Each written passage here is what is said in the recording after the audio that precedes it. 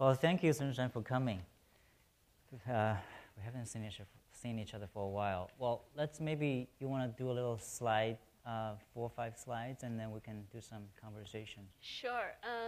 Well, it's an honor to be here. I'm very humbled to be here too. And I want to maybe through a slide introduce to you the director or the maker of this movie Yakdang. And his name is Lan Ze, and he lives in the upstream of Yellow River in the Qinghai province of the Tibetan region. So that's Lan Ze posing beside a Yakdang wall, and 30-year-old. He used to be a monk, but before we met him and before he came to the training to become a filmmaker, he was a monk, and then he decided to seek another path, and he is now married with a child. And can I have the next slide, please? And after the movie, the Yakdang was made, it was shown hundreds and hundreds of times in the local festivals, in local schools. There are many occasions that it was shown not with the subtitle like what you were shown just now. And the Yakdang was one of the over 100 documentaries that was made as part of the Through Their Eyes villager community documentary project that was an effort from my organization, Shanshui Conservation Center, in collaboration with many local, ethnic, and community-based groups, such as Nianbao Yuze Ecological Center, that was the one that's behind Yakdang. And of the 100 documentaries made, they're of all different kinds of themes. Shanshui is a conservation organization, and we started wanting to encourage people to make environmental themed movies. But after the training, and of course the movies came out of all different kinds of themes. But if you look closely to any topics like Yakdang, you would be able to tell that this concept called environment is really ingrained in every aspect of life. So it really opened eyes of many, including ourselves. So that's very briefly what I want to say. Is there another slide, or that's the end of? Can I show that at the end? Oh, okay. Yes. Well, let's maybe start by you telling us a little bit more about Shanshui and also how you got started to think about this kind of training to let the nomads and other villagers play with cameras and stuff like that. Sure. Shanshui means mountain water in Chinese, and Shanshui Conservation Center is probably the largest Chinese nonprofit organization dedicated to nature conservation as of today. In early 2007, Shanshui, the team, was still part of Conservation International, a Washington-based organization that you're probably more familiar with. And we had a meeting in Washington, D.C. with National Geographic Society, and they were setting up a Tibetan fund for conservation for culture. And we had a meeting, the very first meeting, and they were asking what could they possibly fund. And we said it was the same time when there were a couple of movies came out. One of them is 7 Years in Tibet, and there are documentaries also came out about life in Tibet, history and everything, and conflicts. And we, as conservationists, worked on Tibetan Plateau over the years, and we said to ourselves, these are wonderful productions, but they do not really reflect the day-to-day lifestyle that we have witnessed. And I think there is a burning desire from the local communities to be able to speak with their own voice. So we proposed to the National Geographic Society to fund a project that is to teach in a very simple way for the local community members to be able to tell their stories via these visual language. And so that was the beginning. And then thereafter, Shanshui became an independent organization, and over the years, several dozens of other founders participated, and we had at least 10 different rounds of trainings all over Western China. That's where Shanshui's fieldwork is based, not just in the Tibetan region, but also in, for example, in the earthquake region in Sichuan after the 2008 very disastrous event. So that's how it came about. Well, Yakdang, I have to say, I've been there many times in the Tibetan areas, not in proper Tibet that much, but I came to learn it's such an important aspect of their life that it's coal to them, it's gasoline, it's also part of their medicine, and also we've seen it's their kids' toys. It's also their cement. They build dock houses and other things. When you start to hear that someone is going to make a documentary about the Yakdang, did you have some ew moment, or how did you react? The process goes like this. A group of us, the trainers, would go in and explain about this project, so people would raise their hand and volunteer to be the cameraman and participate in the first training, which is all the techniques that has to do with not just the technique of making documentaries, but also why do you want to document a particular theme. And we always say that if you see the Tibetan-themed or ethnic group-themed documentaries on mainstream TV, they're all about festivals. They're all about the beauty of the scenery, about the culture, and there is really nothing about what you think of yourself. So we always encourage people to, select things that really matter to them. So before the second training, and then they would all take their camera, and these are all kinds of cameras. We don't even provide these cameras because we had very little funding, and some of them borrowed, some of them probably purchased secondhand from tourists, and they would take them home and start exploring. And oftentimes, not all of them come back. And so by the time of the second training, they would come back with a lot of the original material. And then we would discuss with them, and the trainers would go again and actually go visit each one of them, because they would be very dispersed, living in different areas, and to discuss about the things they were going to make.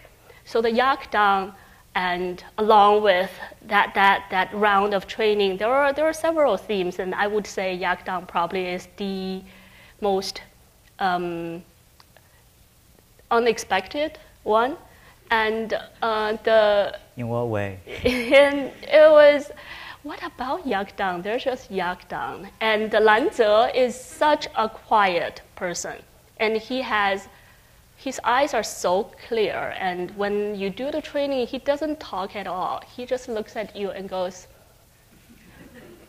And so when you see somebody like that, you don't know how much they get from the training. We have translators, because the training would not be, we couldn't find Tibetan-speaking trainers, not enough of them. And so through translators, you sometimes wonder how much they get. And Lanze is the one who really make you feel perplexed sometimes, because he just look at you. But he, and then when we first saw the raw materials,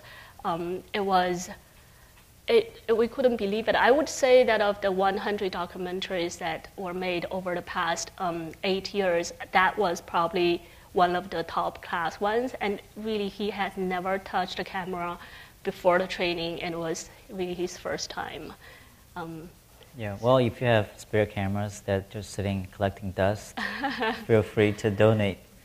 Well, when you were doing the training, I heard a little bit that it's very difficult because you have to use translators. You don't speak Tibetans among your employees, but they don't really speak Mandarin that well, and you have to use translator to get the message across.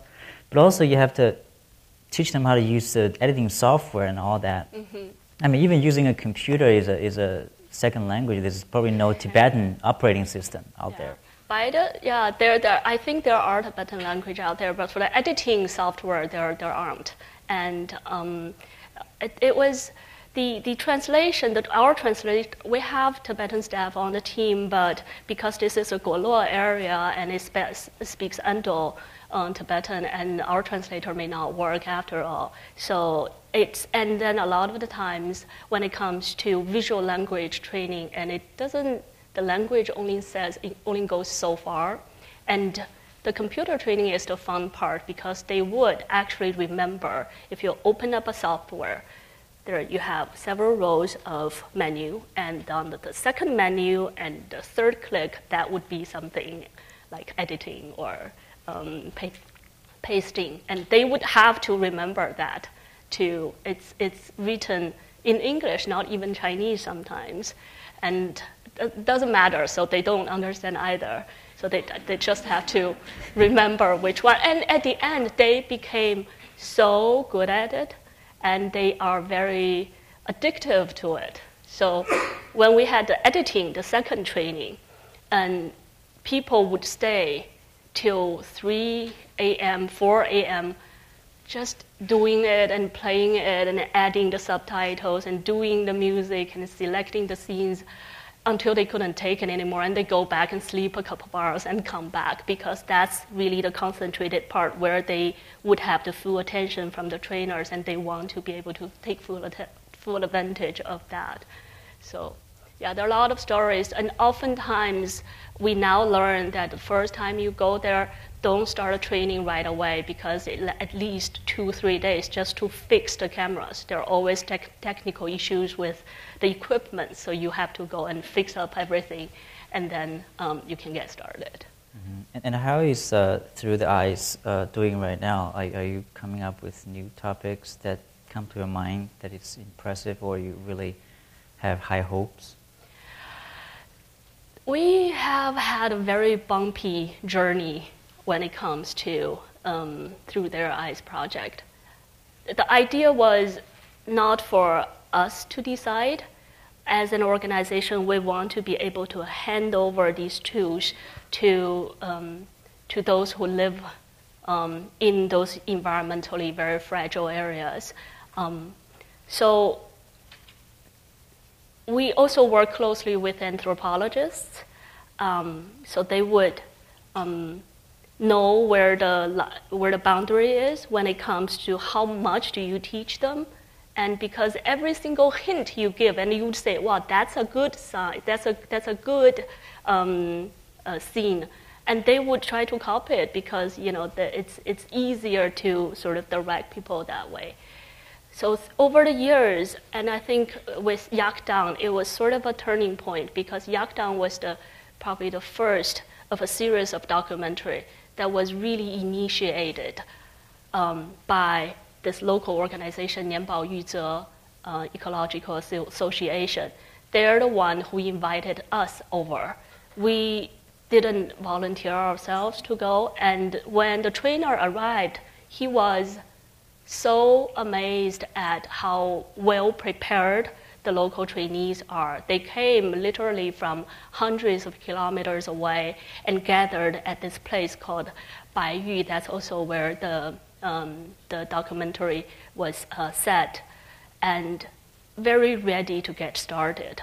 So I think that probably partly also explained the good quality of the movie, because that came from a very genuine desire to use this kind of ways to show their own people what changes that has been happening and what's precious to them, and what's, because it happens so routinely every day, and you tend to miss it, like the details that you see in the Yakdang.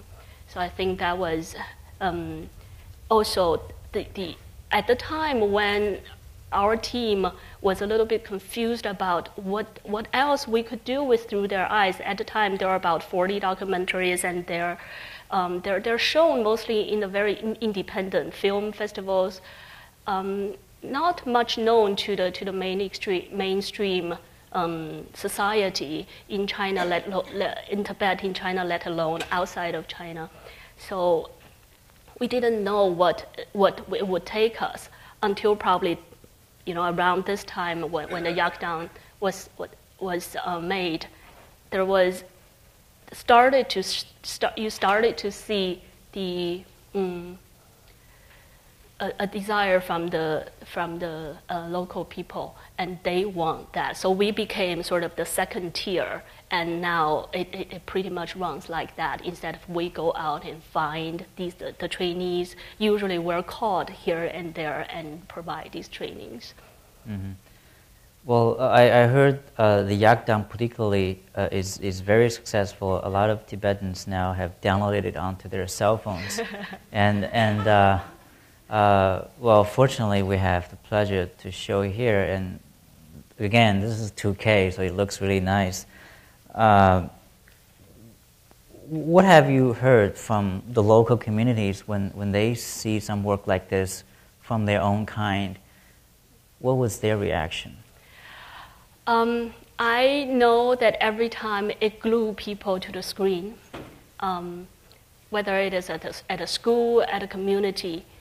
And you probably heard this little kid who sort of lead the story, and he is the nephew of Lan Ze, the filmmaker. And he talked about, that little, the horn to tie down the yak, that looks like a Shaolin Si Heshang, that's like a monk's head. That's where he learns, and they have local monks, but he'd say that looks like a Shaolin Si Heshang because that's what he sees on the TV. And there's nothing they can see on TV that's really coming from their lives. So that always really amazes people that their lives could be shown on the TV and it actually looks so very good. And a lot of times, older people tend to resonate more with these movies because that seems to be a lifestyle that is disappearing. The little kids, too, in schools, there are kids who saw this and they were like, we can do this as well. So there is a school in Guoluo, Jimeijianzan, Tibetan school, and they are actually having their school documentary classes now. So I think it is yet to be seen, the long-term impact. I just know that they're extremely welcomed. And also about Lan Ze, I've heard a little bit that he's just a talented guy, picking up the camera the first time and making this. And it seems to many people who've been doing film or video and that sort of things that this can't be some amateurish guy who used the camera for the first time. What was your impression of him doing this project? Once again, Lan Ze is a guy of very few words, so you can't really ask him how you did it. He just did it. I guess of the many trainees, some probably are more resolute or they're more focused when it comes to making a movie.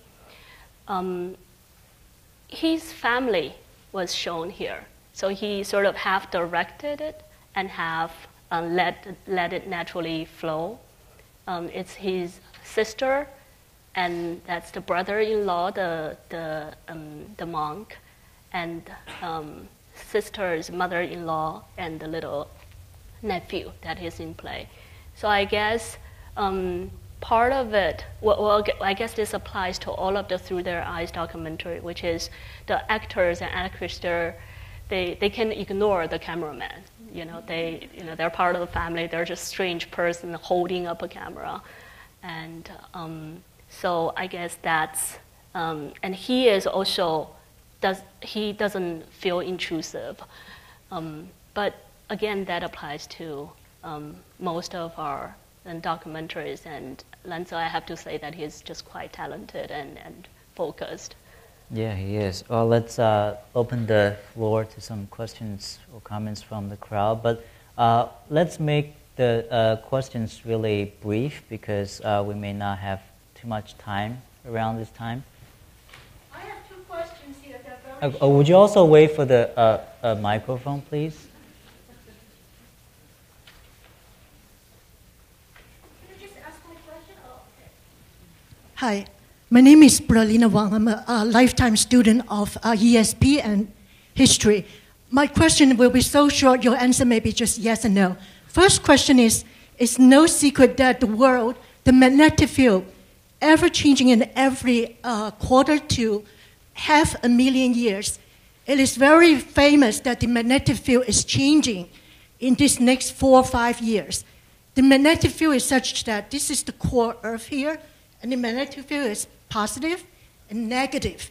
So how is it going to affect Tibet? It's Poland that there's every morning they wake up, they struggle with the 5 elements, and then there's the fire and the Dung.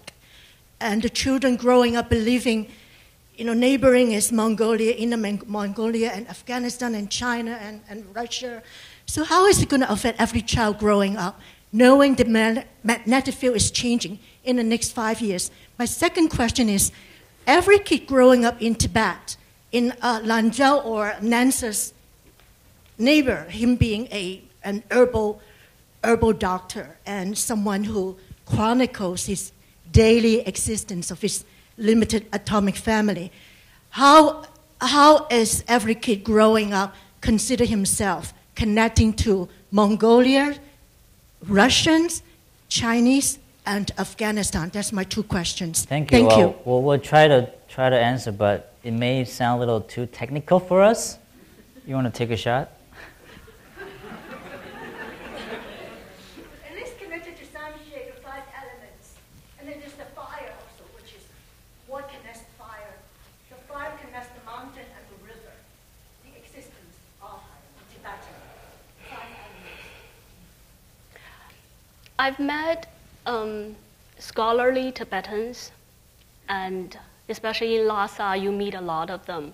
And the nomadic communities that is shown here, people lead their day-to-day lives, and they are very religious in there, and then very, they go to they have daily trips to the monasteries if they live close by one. And I've not heard people talking the kind of questions that you were. So that's. Well, let's do the next one. This gentleman over here.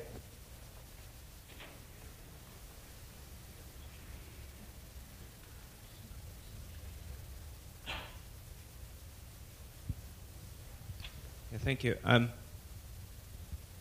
It's on? Okay. I'm just curious, what is the specific environmental issue that the yaks are facing? Is it loss of habitat, or is it just that the nomadic way of life is being threatened by modernization or something like that? What specifically was this movie trying to address in terms of the environmental agenda that you have? Mm-hmm. This movie was, the topic and the whole theme was decided by the director himself. We didn't have any influence over what he wanted to make. But overall, I think if you look at a couple of movies on that these Tibetan filmmakers, village filmmakers made, it all says probably one thing, which is the topic, the environment topic, as pictured by organizations, scientists, government, who look at this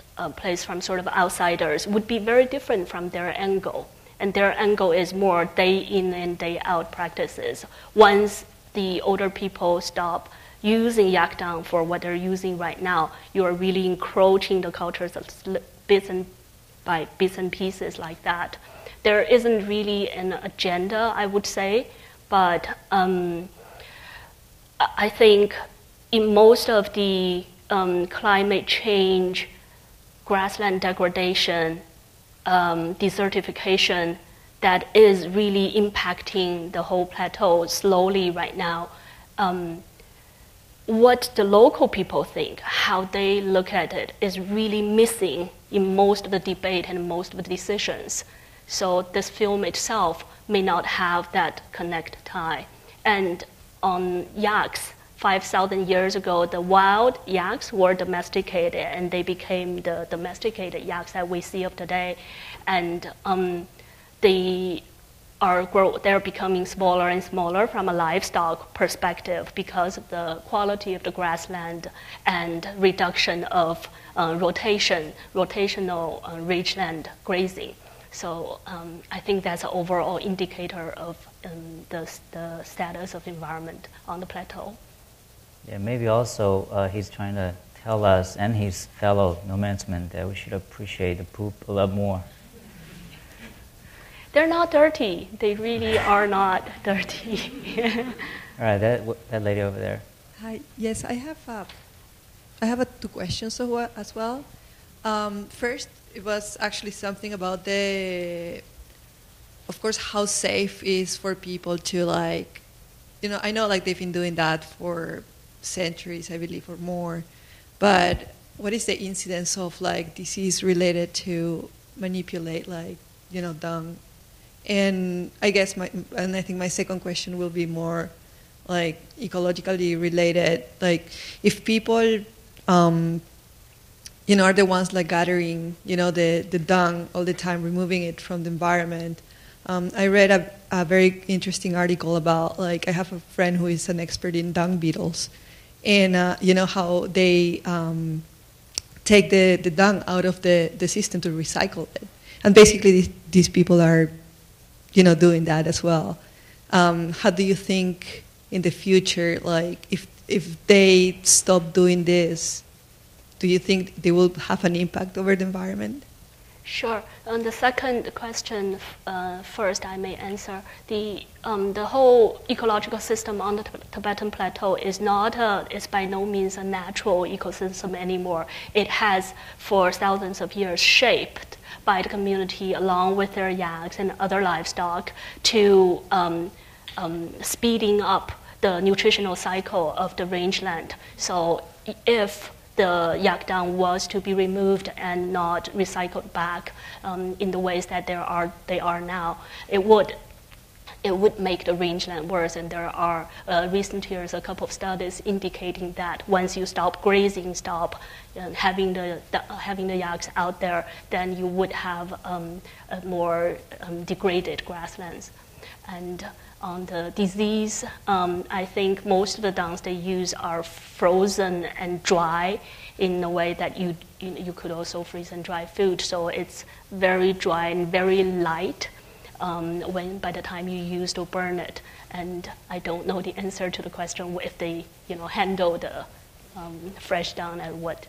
I've not heard of any diseases that came up from that. Let's take a last one. This gentleman over there. I just had two quick questions. Did you have anything to do with the first film? Was that part of the region that you dealt with? And then I'm just curious about the film relating to the slide that's there now. That I believe that's Shangri-La, that village that they call it that, where that's done. Or I'm just curious what that film was about that is there. Sure. Well, the first one, what was the first it's not related to that. It's something we cannot answer right now. Sorry about that. If you can go with Sure, since slide. this is the last question, I did want to explain this too. Shangri-La is a name in 1999, an old town that used to be called Gentang, and now Zhongdian, referred to most people, was changed to Shangri-La because there was a battle between different counties to grab that name, so they are more appealing to tourists. So Zhongdian, the town of Zhongdian, grabbed it, and they are now called Shangri-La. And we didn't find that appealing at all. But this is Wang Jia. We call him Big Uncle Wang Jia, and he passed away about 3 years ago, and he was one of our first trainees, and he lives in the northwestern part of Yunnan in this Shangri-La County. And as of now, we have 3 elderly filmmakers that has already passed away just during the past 8 years, and along with them, really precious memory. We're still going through the raw materials they never had time to edit. But Wang Jia, he made 3 documentaries, and one of them is about how everything, the mountain fire, the flooding in his village that looked just natural phenomenon, but he was able to pinpoint it, every one of them, to behavior of man that happened earlier or happened in a different place that really contribute to these natural disasters. And it was a very talented movie as well. So I just want to say that people like him, Michael was asking the sort of how through their eyes is going now. I think we always struggle with how do you find focus, how do you justify yourself to whether those movies make changes, whether they have anything to do with environment or conservation at all. But the reason that we carried on and we're still exploring was because of people like this, because through them, through their eyes, we not only felt educated, but we were very much enlightened through the eyes of a local person, that things that we would never be able to see no matter how long time that we spent working in these areas. So that was a really privilege. Well, let's thank them, and also want to say thanks to my colleagues, Leah Thompson, Laura Chang, Sarah Siegel-Williams, and others. I probably have forgotten names right now. And also thank you, Sun Shan, for coming. And it's been great to see the beautifully shot film on something very extraordinary we never thought about much in the modern day life. And hope you have some good time as well. Thank you for your invitation, and I do have some Shanshui annual report. So if you are interested, I have several copies. Yeah, keep talking to her if you're interested to learn more about them. Thank you for coming. Thank you.